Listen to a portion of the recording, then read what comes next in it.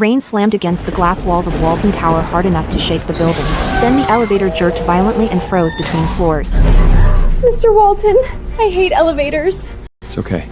I stared at him. He never sounded like that with me. Then my chest tightened. I reached for my inhaler automatically and realized it wasn't there. I'd moved it into the side pocket of my bag that morning. Ethan, my inhaler. Please. You're scaring Teresa. Hey, look at me. I've got you. Vanilla perfume filled the elevator. The exact smell he said he hated. By the time maintenance forced the elevator doors open, my vision was already fading. I dated Ethan Walton for 3 years. In those 3 years, he never touched me. Not once. He told me the first time I leaned in to kiss him. Perfume gives me headaches. He told me he had severe contamination anxiety. He hated perfume, hated physical contact, hated the smell of skincare products on the skin. I believed him. Why wouldn't I? Ethan looked like the kind of man nobody questioned. I stopped wearing perfume. Changed the bedsheets every day because even laundry detergent bothered him. A mask was pressed over my face. Oxygen. Where's her inhaler? I pointed weakly toward my bag beside Ethan's feet. It's her personal stuff. I didn't know where it was. Even the paramedic looked stunned. When my best friend Rue arrived at the hospital, I was already hooked to N4 in the emergency room. The doctor asked Ethan to sign paperwork. He stayed outside the curtain. I'm not her family member. But she listed you as her fiancé. She's a friend. Rue looked at him like he'd lost his mind. Ethan Walton, she's been with you for 3 years. Teresa's frightened. I'm taking her home first. Then he walked out with Teresa in his coat. I woke up the next morning to a text message. Teresa cried all night. Don't make this harder for her. I stared at the screen silently. Rue snatched the phone from my hand. Babe, stop looking at him before I do something illegal. I laughed weakly. Rue handed me her phone. Someone from Walton's had posted a picture in the company group chat, Ethan standing outside the hospital. Teresa in the passenger seat wearing his coat. His watch on her wrist. I touched that watch once. Ethan shoved me back so hard I almost fell. Keep your hands off my watch. When I returned to Ethan's apartment that evening... Oh, Miss Brown, you're back. You just got discharged. Go shower first. You think I'm disgusting? That's not what I said. Miss Brown, it's not like that. I got a fever after the storm yesterday, so Mr. Walton let me stay the night. Why is she wearing my slippers on her feet and my necklace around her neck, enjoying everything that belongs to me? They're slippers, Liz! I'm sorry, I didn't know they were yours. Whatever. They're ruined now anyway. The inhaler was beside your feet. Teresa was panicking. What about me? You know how to handle asthma. She doesn't. Ethan Walton, we're done. You really think your business survives without the Waltons? You'd be broke in a month. The next morning, I still went to Walton Group with my presentation. My studio's final payment from Walton's was due next month. Without it, I couldn't pay salaries. I walked into the meeting room and only saw Teresa, like she already owned the place. Miss Brown, Walton's usually goes for something more current. Remake it. The collection launches in 2 weeks. Work faster. Sorry, Miss Brown still smells like a hospital. It's making me a little dizzy. Open the windows. Give Teresa some space. While I was packing up to return to the studio, Teresa came in. As she passed the sample rack, coffee splashed across the rack. Dark coffee splashed directly across the centerpiece garment of my collection. My mother made that fabric before she died. What the hell?! Sorry, I burnt my hand. Jesus, Liz. You could have hurt her. At this point, you're crossing a line. Your studio's off the project temporarily. Teresa's stepping onto the project. She'll assist with the transition. Back at the studio, my employees kept asking when Walton's payment was coming. I locked myself in my office and stared at the accounts until midnight. Then Ethan came in. Give Teresa the Velvet Collection. What? She's entering the Emerging Designers competition. She needs a real shot at winning. I actually laughed. You want my work handed to your intern? Liz, stop making everything emotional. The Velvet Collection wasn't just work. No. My mother made that fabric. You already have a business. Because of who? A voice message suddenly played from his phone. Mr. Walton, please don't fight because of me. She's being nicer to you than you've ever been to her. I actually laughed. Was he hearing himself? I went to shower because I needed a shower after that conversation. When I came back out, the study drawer was open. The file box containing my original Velvet sketches was gone. I ran downstairs just as his car pulled away. I arrived backstage at the Emerging Designers competition. Teresa stood beneath bright camera lights holding my sketch box against her chest. My box. One of the most exciting young designers this year. The interviewer announced excitedly. The crowd applauded to push through them immediately. Teresa Shaw! Teresa's expression changed the second she saw me. You stole my work, my collection. Was anything ever enough for you? Or do you need my life too? Don't touch me! People were already staring. Phones out. Cameras recording. My mother's things are inside that box. For a second, then suddenly she let go. The box slipped from her hand straight into a huge vat of red dye. I dropped to my knees instantly and grabbed the fabric before it disappeared under the dye. Teresa whispered softly enough only I could hear. I know exactly what's inside that box. Then Ethan arrived. Mr. Walton, Liz suddenly grabbed me. Ethan pulled her protectively behind him. That's enough. Check the surveillance footage. No, don't! I don't want to make a scene. Delete the footage. The manager hesitated. I'll handle it. I stared at him. He chose her again, right in front of me. Then I slowly stood up holding ruined velvet against my chest. Outside the venue, giant screens lit up the night sky. Teresa Shaw, most promising young designer of the year. Inside the audience, Ethan applauded for her. That night, Ethan finally texted me. Don't be so dramatic. I'll buy you another studio. Stop being dramatic. I'll buy you another studio. I stared at the message for a long time before turning my phone face down on the table. Typical Ethan. The apartment felt strangely empty without him there. Or maybe I'd been alone the whole time. I walked into the study and turned on the printer, Walton's collaboration termination forms. Page after page slid slowly into the tray while rain tapped softly against the windows. The next afternoon, I gathered everyone from the studio together. I used my savings to pay everyone's severance. After everyone left, I sat alone in the empty office. The fabric was still stained red. My mother's stitching was barely visible now. I could barely see her stitching anymore. I placed it carefully on top of the breakup papers anyway. Rue was waiting downstairs when I finally walked out carrying one suitcase. Damn, you're really leaving him. Rue didn't try to stop me after that.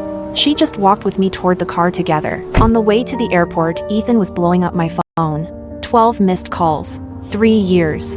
I waited for that man to fight for me. At the boarding gate, I opened our message thread one last time. Then I typed, Ethan Walton, it's over. I pressed send without shaking, then went to the airport. Hotel first? I need to switch my number. Liz, are you really throwing everything away? I just can't go back anymore. I just can't keep living like that. Southport was the city where I interned during college. For the first time in years, I was somewhere Ethan couldn't reach me. I rented a tiny storefront in the old neighborhood near the fabric market. The entire place barely fit one sewing machine and a cutting table. What kind of business are you opening? Clothing, repairs, and laundry too. That still pays the bills? Business was slow at first. I wasn't making much. I spent entire afternoons hemming school uniforms, fixing sleeves, shortening pants for elderly customers. One afternoon, 2 months later, I went to the fabric market to restock materials. An older vendor was measuring linen for me when I heard a familiar voice behind me. Do you have vintage silk jacquard? Vintage floral jackwear. I turned slightly. Ethan stood a few feet away wearing a dark coat. He looked like he hadn't slept in days. Mr. Walton, we've searched 3 cities already. The fabric she used in the Velvet Collection. Some weaving techniques disappeared decades ago. What you're looking for isn't fabric anymore. It's someone's memories. And once those are destroyed, doesn't matter how rich you are. You still want the linen, miss? Yes, 2 meters.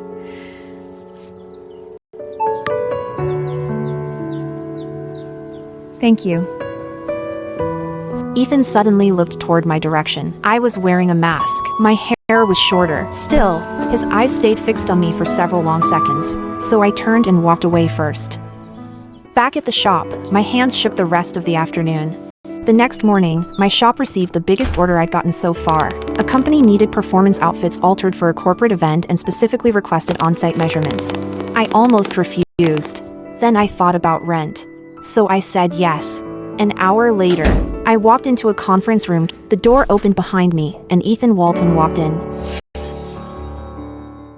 I froze. So did he. Mr. Walton, this is the tailor I mentioned. Her work is excellent. If Mr. Walton feels uncomfortable, you can replace me. No need. I kept my distance while taking measurements. The tape brushed across his shoulder line. My fingers barely got close before he suddenly spoke. Your voice sounds familiar. People say that all the time. He lowered his eyes toward me slowly. I pulled the tape back immediately. After finishing the measurements, I turned to leave, then Ethan spoke behind me. Send me the fabric supplier's info. I had barely reached my shop when my landlord called. Liz, come back quickly. The whole street's getting redeveloped. What? They said Walton Group bought the property nearby. Most of us may have to leave. That night, I started packing the shop quietly. They might not kick us out right away, don't panic. I was thinking about moving somewhere quieter anyway. I don't understand relationships between young people. But that Walton man came yesterday. He just stood out there staring at the shop. Never came in. He asked me if you were doing well. I told him you finally started looking alive again, so he should stop bothering you. Thank you. The next morning, I left Southport before sunrise. My new shop tucked into a quiet neighborhood street. Every morning, the first customers were usually mothers bringing school uniforms for alterations. The sleeves are too long. The waist doesn't fit anymore. My son needs this tomorrow. Can you rush it? I never turned them away. After a while, older customers started coming in too. One grandmother brought me an old wool coat and carefully placed it on the table. My husband loved this coat on me, but the buttons broke. I replaced them one by one while she watched. When I handed it back, she smoothed her hand over the fabric again and again. Young lady, old things still matter. Take care of them, and they last. People throw things away too easily now. That evening, the shop door opened again. Liz, so this is where you disappeared to. How did you find me? People talk? Your work's good? I'm here as a customer. That's not a problem, is it? I'm not taking your order. Liz, relax. I'm not here to fight. I came here to apologize. The competition. I know I crossed a line, but at the time, I wanted one real opportunity. So you stole my work? You had everything. Talent, studios, Ethan. You were already chosen. I had nothing. Most people would have stayed broken, but you just keep starting over. You always land on your feet somehow. How do you always survive? Did you know my mother's fabric was destroyed while Ethan was clapping for you? Liz, people move on. Ethan's not doing well either. He's still looking for you. If you really believed he chose you, you wouldn't be sitting in my shop trying to see whether I still care. You want to know if I still hate you, if I still hurt, if I still react when his name comes up? You act so above this. But if you truly moved on, why won't you even touch my clothes? Because I think they're dirty. Get out. Small businesses survive on reviews, don't they? I'm just saying, you should be careful who you piss off. 3 hours later, local marketing accounts started reposting my shop information online. Then screenshots from a local Facebook groups appeared on local forums. She ruined my dress and refused compensation. Terrible attitude toward elderly customers. None of the damaged clothing belonged to actual orders from my shop. I filed reports immediately. The platform response was automatic. This may take several business days. At 11 that night, Rue called me. Liz, those posts are spreading fast. People online are saying they're coming to your shop tomorrow. Call the police. I will. But if Teresa's doing this, this isn't about reviews anymore. You really think it's her? Besides Teresa, nobody else would spend money trying to ruin me.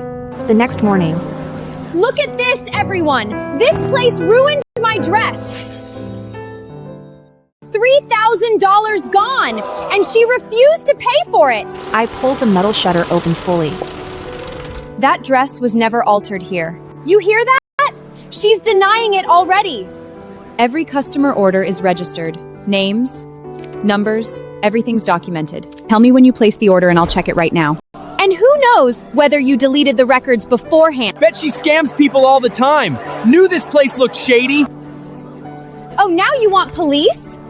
Everyone look! She's threatening customers now!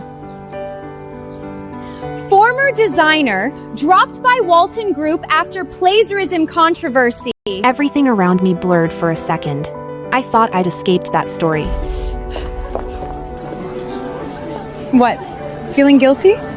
Someone suddenly threw a bucket of filthy water toward the storefront.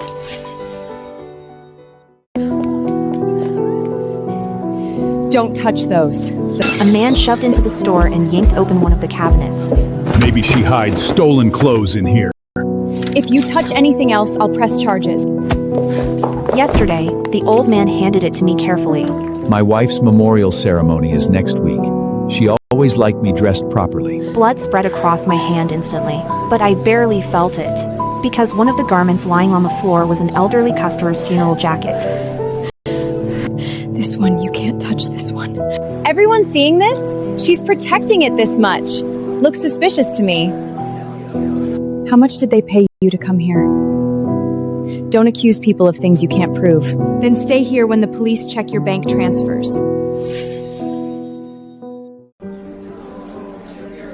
Stop changing the subject. Either you compensate me today or get on your knees and apologize. And maybe I won't let them destroy your shop. I didn't do anything wrong. Tear the place apart. A hand suddenly grabbed his shoulder and slammed him hard against the wall. Someone ripped the live stream phone out of the woman's hand and shut it off. What the hell is this? You can't just take my phone? Full order records, surveillance backups, records showing who got paid. They've already been submitted to the police. And if you touch her again, you're going to jail. Ethan finally looked at my bleeding hand. His voice dropped lower. Liz. Don't call me that. The police began separating people for questioning while the lawyers photographed the destroyed shop and documented everything. The live stream woman was still trying to defend herself while officers questioned her. Just helping consumers protect their rights. She received payment through burner accounts. We also recovered messages instructing participants what to say during the live stream. She organized fake complaint groups and coordinated the live stream harassment. I'm just hired staff. I didn't know it would become this serious. We already traced who paid everyone involved. Teresa Shaw. Of course it was Teresa. Nothing about this surprised me anymore. Ethan couldn't look me in the eye. For the first time since I met him, I saw something close to disgust directed at himself instead of me. I'll handle this. No. Your people already got what they came for. You can leave now. Let me see your hand. Don't. You used to act like I was dirty. Now it's my turn. In the elevator that day, I saw your inhaler. I knew you couldn't breathe. I could have helped you, but I chose not to. I watched you struggle. So I don't have an excuse. I was cruel. I'm not a germaphobe. At least not the way you thought. What now? You want me to feel sorry for you? No, I'm going to tell you I was wrong. My mom used to wear this perfume. After she left, I couldn't stand the smell anymore. And after that, for years, certain smells just made me angry. I pushed everyone away.